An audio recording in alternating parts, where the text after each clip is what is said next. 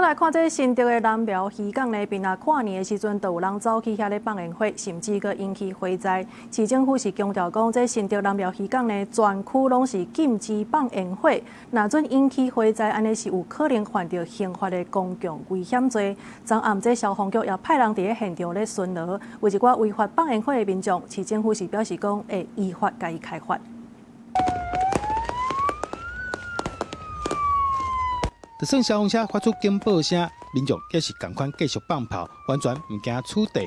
边仔还有人用手直接提炮来放。新竹南寮渔港，逐年只要等着跨年，也是过年，就出现这款状况，也让当地民众感觉实在真困扰。最危险的，因为船啊拢伫遮，因为东北季风我结咯，你风若拍咯，那迄船啊迄边你就代志大条，规排哦。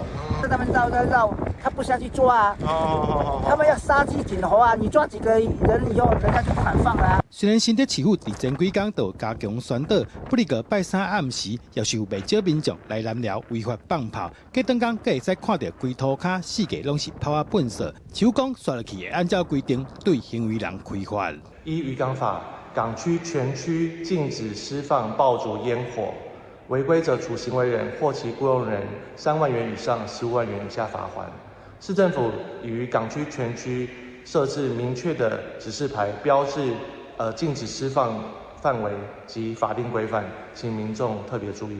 只有指出渔港附近有停真侪渔船啊，渔船顶管拢有载油，烟火真有可能引发火灾，甚至危害到渔民的性命安全。未来除了会佮加强管理，也提醒民众遵守管制区域的相关规定。记者杜君和新竹报道。